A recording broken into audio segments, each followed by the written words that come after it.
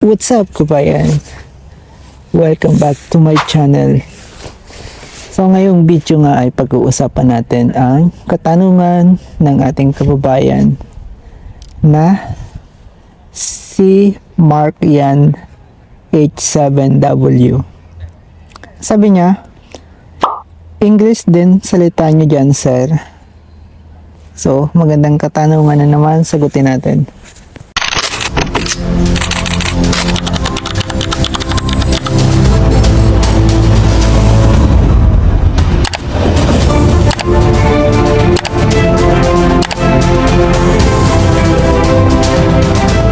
Based on my experience, kabayan, Mark, ay depende sa syudad, no? Kasi kung nasa countryside ka, so maaaring makasalamuha ka ng mga taong hindi marunong mag-English o ayaw mag-adjust sa iyo. Pero usually, sa mga malalaking syudad katulad ng Warsaw, Gdansk, Krakow, Wrocław, at yung iba pang mga city dito na talaga namang edukado yung mga kabataan. So, I think 80% na makakapagsalita ng English dito sa buong Poland. Pero sinasabi ko nga, yung mga syudad na maliliit at mga countryside ay talagang hindi sila nag-a-adjust at hindi sila nag-i-English, mga kabayan.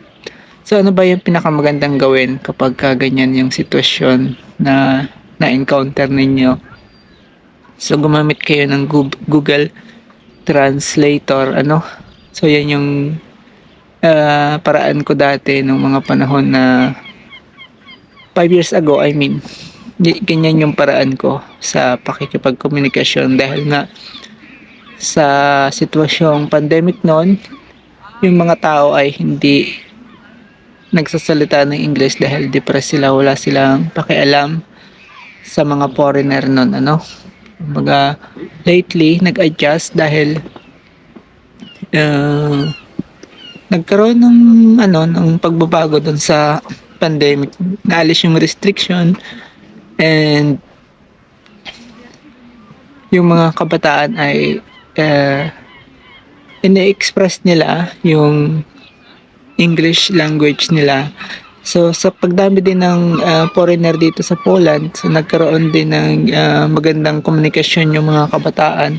Nakakapagsalita sila, nakakapag-communicate, na-express nila yung English language nila, tsaka yung subject nila sa school. So sa ngayon, dito sa lugar ko, sa Gdansk, ay may mga ilan-ilan pang establishmento na hindi talaga nagsasalita ng English, Katulad ng pag nagpunta ka ng post office, So may mga ilan-ilan dong matatanda na hindi talaga nagsasalita ng English.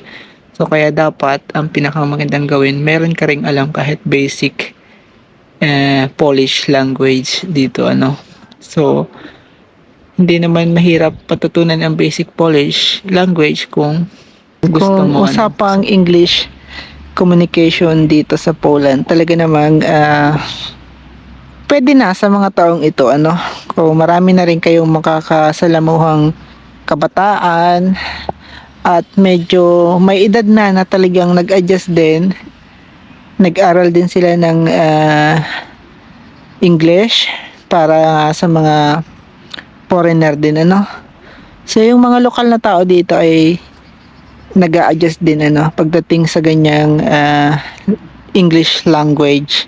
So way back 2019, so sabi ko nga, walang masyadong time yung mga tao dahil depressed sa COVID-19, So sabi ko nga sa inyo, sa mga ilang video ko, nakakasalamuha ko yung mga tao na ayaw talagang mag-adjust dahil sa siguro walang time, dahil nga depressed sila sa sitwasyon ng COVID-19, So sa mga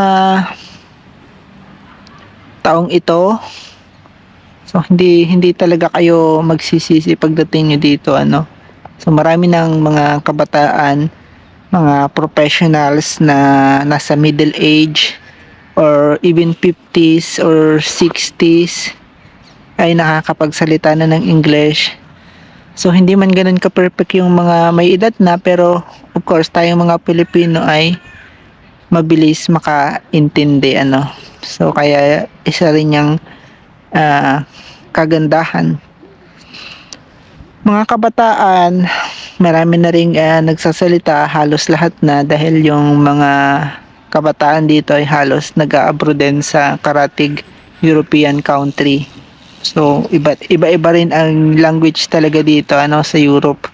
Kaya mas maganda, mas mainam kung may English language ka or English skills.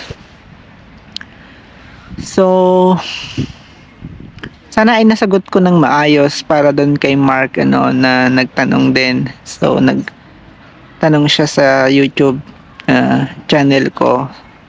So sinagot ko lang para yung iba ay mapanood at magkaroon din ng idea ano, yung iba nating mga kababayan na paparating pa lang, siguro nangangarap makapasok ng Poland para magtrabaho at makapag-explore na rin sa European continent ano. So hanggang dito muna yung paggawa ko ng video mga kabayan. So puputulin ko na muna dito. Ako si Adrian, and have a nice day sa inyo mga kabayan ano.